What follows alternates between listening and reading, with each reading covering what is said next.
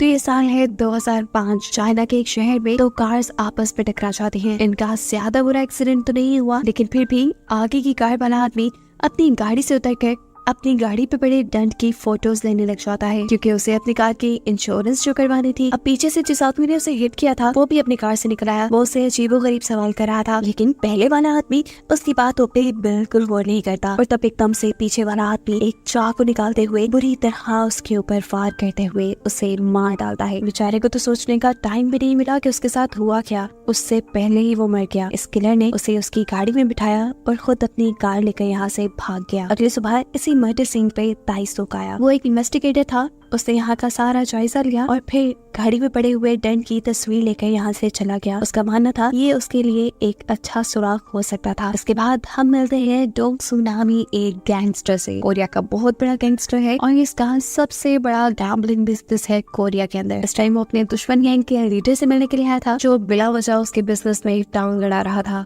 Gangster यहाँ उससे करने आया था डील। इनकी बहस के दौरान इनके असिस्टेंट भी आपस में इन्हीं के लिए बहस करने लग जाते हैं। इस चीज से डोंगसो को गुस्सा आ जाता है और वो खड़े होकर सबसे पहले अपने ही असिस्टेंट को मारता है और फिर दूसरे आदमी के असिस्टेंट को मारते हुए उसके मुंह से उसके दांत ही निकाल देता है और कहता है, जब दो बड़े बात कर रहे थे तो तुम्हारी हिम्मत कैसे हुई बोलने की। हाथ में पकड़े हुए इन्हीं दांतों को वो नीचे पड़े हुए वोडका के ग्लास में डाल देता है और यही ग्लास दूसरे गैंगस्टर के सामने कर देता है। वो जो डोंगसो से बहुत ज्यादा डर चुका था, वो यही दांतों वाली वोडका पीकर डोंगसो की डन कर देता है। सीन कट होकर पुलिस स्टेशन में हम ताइसुक को देखते हैं, जो अपने सीनियर्स के साथ है। वो अपने सीनियर्स को बताता है कि शहर में हुए पिछले कई मर्डर्स का पैटर्न सेम है, बिल्कुल ऐसा ही जैसा कल एक मर्डर हुआ है। मुझे लगता है कि ये एक सीरियल किलिंग का केस है। उसके बाद सुनते ही उसके सीनियर उसके ऊपर गुस्सा हो जाते हैं और कहते हैं, पागल हो, मुझे लगता है ज्यादा हॉलीवुड मूवीज देखने लगे हो तुम। तुम्हारे पास एक केस है, उसी की इन्वेस्टिगेशन करो तो ज्यादा बेहतर होगा। दूसरी तरफ गैंगस्टर अकेले ही अब अपने घर के लिए निकल चुका था। अभी वो रास्ते में ही था कि एकदम से उसकी कार को कोई हिट कर देता है। ये कोई और नहीं था बल्कि वही सीरियल किलर था। डोंगसू ने कार से उतर कर देखा, टर्न नॉर्मल था। उसने इशारे से किलर को वापस आने को बोला और खुद गाड़ी की तरफ बढ़ गया, लेकिन वो किलर वापस गाड़ी में बैठने थोड़ी आया था। उसने एकदम से डोंगसू के ऊपर हमला कर दिया। आज उसकी किस्मत बुरी थी, वो ये नहीं जानता था कि वो हमला किस पर कर रहा है। डोंगसू ने पीछे बढ़ते हुए उल्टा इसी किलर को पकड़ लिया। उसने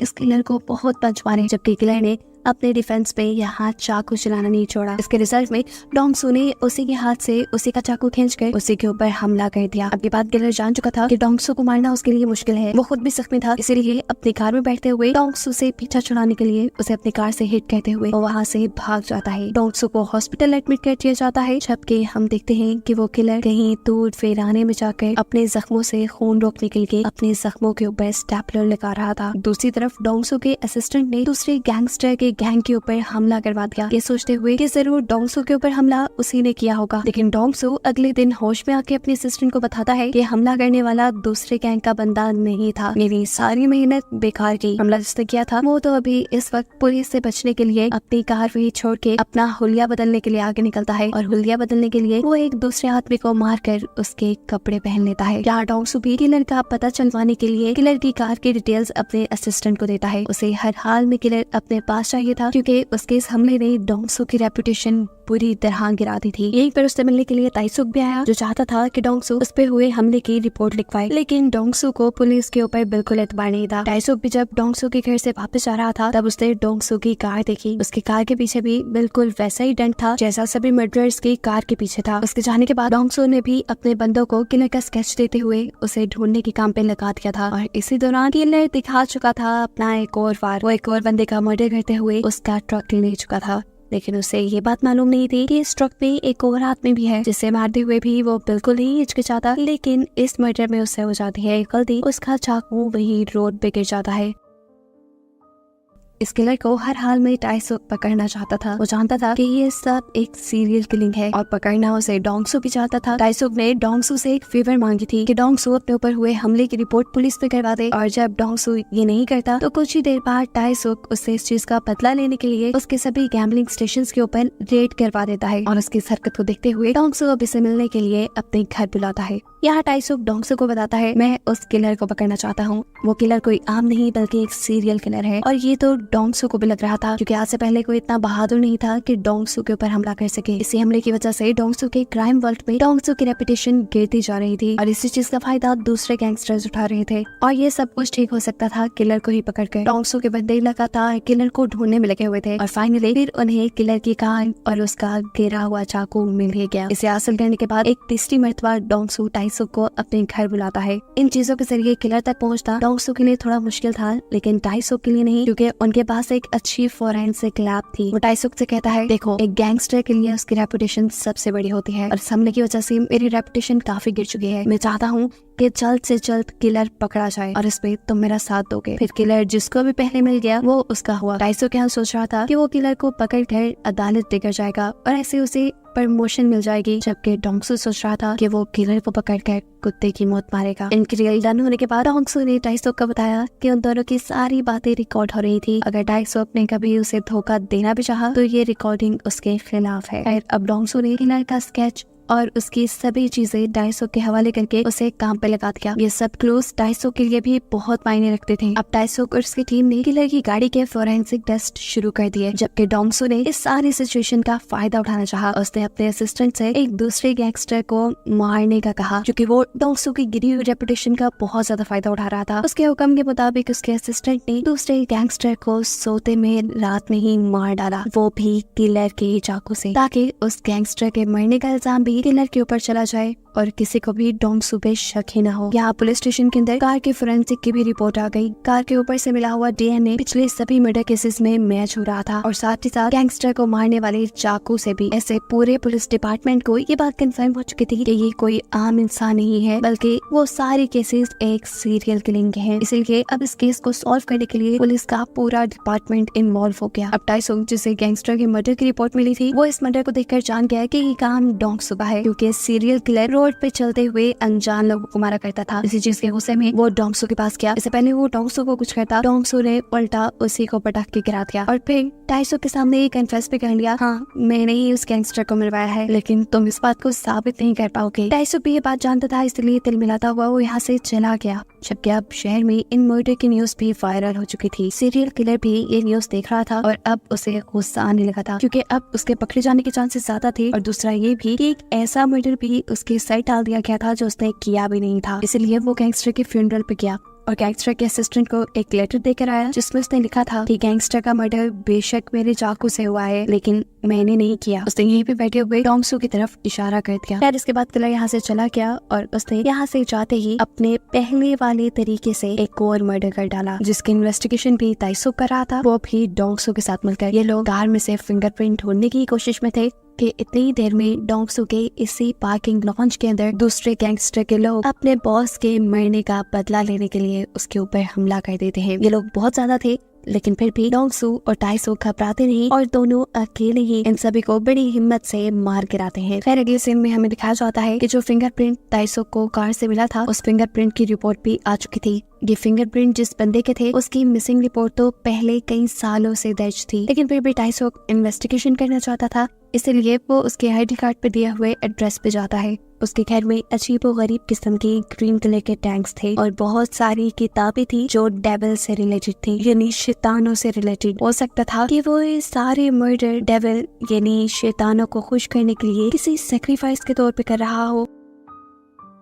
उसे यहाँ पर एक पिक्चर में मिली जो हूबहू डोंगसू के बनाए हुए किलर के स्केच से मैच कर रही थी। ये बहुत बड़ा क्लू था। टाइसुक फौरन अपने ऑफिस जाता है और इस आदमी के बारे में बाकी सभी इंफॉर्मेशन निकालने को कहता है। जिसके बाद टाइसुक ने डोंगसू को कॉल मिलाई, जो कि इस टाइम एक मीटिंग में था। मीटिंग में एक बंदा जब उसकी बेइज्जती करता है तो डोंगसू उसे इतने थप्पड़ मारता है कि वो आदमी वहीं मर जाता है। जिसके बाद उसने टाइसुक की कॉल रिसीव की तो टाइसुक ने उसे बताया कि तुम्हें मैंने एक आदमी का वॉइस नोट सेंड किया है, वो सुनो और बताओ क्या ये वही किलर ही था। उसकी आवाज सुनकर डोंगसू ने ये 100% कंफर्म कर दिया कि वो किलर ही था। उसके बारे में मजीद इन्फॉर्मेशन निकाली गई और इन्हें मालूम हुआ कि किलर का नाम कांग योंग है। बहुत सारी इन्फॉर्मेशन इकट्ठी करने के बाद इन्हें मालूम हुआ कि सीरियल किलर के जो फादर थे वो एक साइको इंसान थे, वो उसे बहुत मारा करते थे और ऐसे ही साइकोलॉजिकल रीजन रीजंस की वजह से ये किलर बाकी सब लोगों का मर्डर कर रहा था। अब टाइसोक को जो किलर की फोटो उसके घर से मिली थी उससे वो डोंगसो को दी और डोंगसो ने ये पिक्चर अपने पूरे गैंग को दे दी और सबके सब अब किलर को ढूंढने लग गए। सबने मिलकर इस शहर का एक एक हिस्सा छान मारा लेकिन उन्हें कोई सुराग नहीं मिला। डोंगसो को अब इस चीज से गुस्सा आ चुका था, उसे बहुत जल्दी थी किलर को पकड़ने की,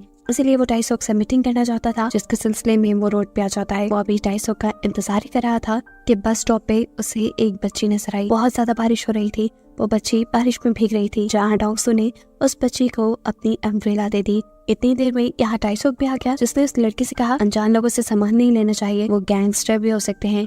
जिसके जवाब में बच्चे ने कहा मुझे तो आप ही गैंगस्टर लगते हैं। और ये सुनकर डोंगसो हंसने लग गया। यहाँ बस भी आ गई और बच्ची बस में बैठ गई। उसने बैठते हुए भी डोंगसो का शुक्रिया अदा किया। और यहाँ एक चीज जो हमने नोटिस की कि इसी बस में वो सीरियल किलर भी बैठा हुआ था। रात में डोंगसो के सभी गैंगस्टर और पुलिस के सभी डिटेक्टिव्स मिलकर खाना खा रहे थे और इसी चीज पे डिस्कशन कर रहे थे कि कैसे किलर को ढूंढा जाए। तभी टीवी पे इन्हें एक न्यूज दिखाई देती है कि उसी सीरियल किलर ने एक और मर्डर कर दिया था। इसी मर्डर साइट पे डोंगसो को अपनी अम्ब्रेला दिखती है और वो पहचान जाता है कि किलर ने उसी बच्ची का मर्डर किया था जिससे वो सुबह में मिला था। ये देखकर उसे बहुत दुख हुआ। इस रिपोर्ट से सभी डिटेक्टिव ये जान गए कि अगर कुछ ही देर पहले किलर ने मर्डर किया है तो जरूर वो यहीं गई होगा। इसीलिए डोंगसो के सारे आदमी और पुलिस के सारे डिटेक्टिव्स उसे ढूंढने के लिए निकल गए। शहर का हर कोना इन्होंने छान मारा, रेस्टोरेंट, मोटल, शॉपिंग मॉल, हर जगह उसे ढूंढा। आखिरकार इन्हें एक ऐसा मोटल मिल ही गया जिसके ऑनर ने उन्हें ये कंफर्म कर दिया कि किलर यही रुका है। लेकिन फिलहाल वो होटल पे नहीं था, इसीलिए सब लोग मिलकर उसका इंतजार करने लगे। किलर देर रात में आया, सभी लोग बेसब्री से उसका इंतजार कर रहे थे, लेकिन आते ही इस नाटक को किलर ने भांप लिया। वो जान गया कि यहाँ कुछ ना कुछ गड़बड़ है, इसलिए उसने फौरन गाड़ी मोड़ी और यहाँ से निकलता बना। लेकिन अब डोंगसो और टाइसो की भी पूरी टीम उसके पीछे लग चुकी थी। बहुत दूर तक इन लोगों ने उसका पीछा किया और आखिर में 3 अलग-अलग रास्तों से आकर इन्होंने किलर की कार के ऊपर हमला कर ही दिया। अपने आप को बचाने के लिए किलर गाड़ी से निकलकर भाग गया और ये लोग भी गाड़ी से निकलकर उसके पीछे भागने लगे। किलर उनके हाथ लग नहीं रहा था। तब डोंगसो ने टाइसो को अलग-अलग डायरेक्शंस में भागने का इशारा किया और इनके अलग होने का किलर ने फायदा उठाया। उसने डोंगसो के एक साथी को यहाँ मार डाला। मरते मरते भी डोंगसो के इस असिस्टेंट ने डोंगसो से वफादारी निभाई और उसने बहुत हिम्मत करके ये बात बता दी कि किलर कहाँ भाग रहा है। उसकी बताई डायरेक्शन पे चलते हुए डोंगसो एक बार तक पहुंचा जहाँ उसने देखा कि 2 लड़कियां गाना गाते हुए रो रही हैं। वो समझ गया कि जरूर अंदर किलर ही होगा। किलर भी अंदर डोंगसो का ही इंतजार कर रहा था। उसका प्लान था कि वो आते ही डोंगसो के ऊपर हमला करेगा और डोंगसो को मार डालेगा, लेकिन डोंगसो उससे कई ज्यादा चालाक था। उसने पहले लड़कियों को साइड पे होने का इशारा दिया और फिर लड़कियों से खामोशी से किलर के बारे में पूछा। उन्होंने वॉशरूम की तरफ इशारा किया। इससे पहले कि किलर वॉशरूम से निकलकर डोंगसो के ऊपर हमला करता, डोंगसो ने दरवाजा तोड़ते हुए किलर के ऊपर ही हमला कर दिया और दरवाजे के ऊपर से ही मार मार कर किलर को इतनी बुरी हालत में पहुंचा दिया जैसे वो मरने के करीब हो। जिसके बाद उसने किलर को पांव से पकड़ा और घसीटते हुए यहाँ से ले गया। टाइसोक उसे आवाज़ें देता रह गया, लेकिन डोंगसो ने उसकी हर आवाज, हर कॉल को इग्नोर कर दिया। डोंगसो इस किलर को, इस डेविल को अपने वेयर हाउस में ले गया। उसने वहाँ जाकर डेविल यानी इस किलर को बहुत मारा। लेकिन अजीब बात थी कि किलर सिर्फ पागलों की तरह हंस ही रहा था। इससे पहले कि अब वो मार कर इस किलर को मार देता, एकदम से यहाँ के शीशे टूटते हैं और कोई डोंगसो के ऊपर अपनी कार चढ़ा देता है। ये टाइसोक था जो किलर को यहाँ से लेने के लिए आया था। उसके इस हमले से डोंगसो बेहोश हो चुका था, जिसके बाद वो किलर को यहाँ से ले गया।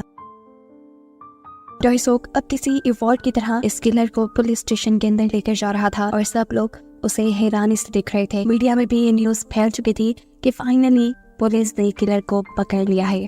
यहाँ में ये भी मालूम हुआ कि इस किलर को पकड़ने के बाद टाइसोक ने डोंगसो के बहुत से गैम्बलिंग स्टेशन के ऊपर रेड की और उसका बिजनेस तकरीबन ठप कर दिया। लेकिन इसका भी कुछ खास फायदा नहीं हुआ था टाइसोक को, क्योंकि उसकी प्रमोशन जुड़ी थी ये साबित करने से कि वो जिस आदमी को पकड़ कर लाया है वही सीरियल किलर है। वो उसके साथ बहुत इन्वेस्टिगेशन करता है, बहुत दिमाग खपाता है, लेकिन खुद ही फ्रस्ट्रेट हो जाता है क्योंकि सामने वाला किलर बिल्कुल खामोश था और पागलों की तरह हंस रहा था। टाइसोक के पास उसके खिलाफ कोई भी ठोस सबूत नहीं था, यहाँ तक कि उसने केमिकल के जरिए अपने फिंगरप्रिंट्स भी मिटाए हुए थे ताकि उसे मर्डर की किसी भी चीज से जोड़ा ना जा सके। असल में उसने ये सारी किलिंग्स बहुत ही प्लान के साथ की थी। यही सब बातें उसने कोर्ट में भी जाके बोली कि मैं मासूम हूँ, मैं एक लड़का हूँ, तो ही मेरे साथ ऐसा हो रहा है। सिर्फ इसलिए कि मेरी शक्ल किलर से मिलती है तो मैं किलर तो नहीं हो सकता। जज को भी उसे सजा देते हुए हिचकिचाहट हो रही थी और उसे बेकसूर भागता हुआ दिखते हुए सभी विक्टिम्स की फैमिली बहुत ज्यादा दुखी थी। ये सभी लोग इंसाफ चाहते थे। तभी प्रोसिक्यूटर यहाँ जज से परमिशन लेता है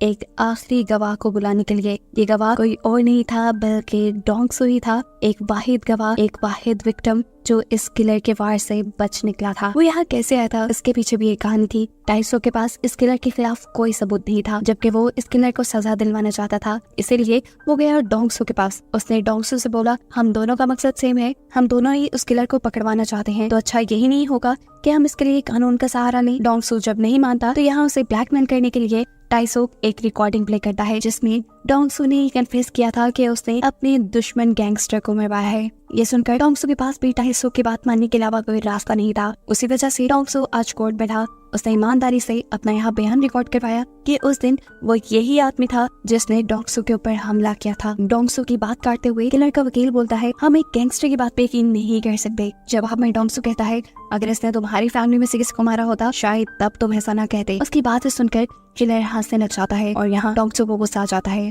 और वो खड़े होकर अपनी शर्ट उतार देता है। वो अदालत में पूरे हमले की स्टोरी बताता है और दिखाता है कहाँ कहाँ किलर ने उसके ऊपर हमला किया था। इसके बाद वो अदालत में एक स्केच भी दिखाता है जो हमले के फौरन बाद डोंग सू ने बनवाया था। यहाँ पर डोंग सू ने अदालत में एक लेटर भी दिखाया जिस पे लिखा था कि मर्डर मेरे ही चाकू से हुआ है। इस टाइम डोंग सू ने इस लेटर का दूसरा हिस्सा फाड़ दिया था जिसमें ये लिखा था कि मर्डर मैंने नहीं किया। अपनी बातों पे यकीन दिलाने के लिए डोंग सू जज से कहता है, आप चाहें तो इस किलर की शर्ट उतरवा के देख सकते हैं, क्योंकि उस रात मैंने भी इस आदमी की चेस्ट पे वार किया था। पुलिस जब चेक करती है तो निशान बिल्कुल वही था जहाँ डोंग सू ने बताया था और ऐसे डोंग सू के बयान की वजह से किलर को जिंदगी भर की सजा हो जाती है। साथ ही साथ डोंग सू जो कि एक गैंगस्टर था, यहाँ अदालत उसे भी उसके गलत काम की वजह से सजा सुना देती है। लेकिन एक प्लस पॉइंट ये था कि डोंग सू की दी हुई गवाही की वजह से उसकी सजा बहुत कम हो चुकी थी और इस सब के नतीजे में अब टाइसो को भी प्रमोशन मिल चुकी थी। डोंग सू अब जेल में जाता है जहाँ बहुत सारे लोग उसे झुककर सलाम करते हैं।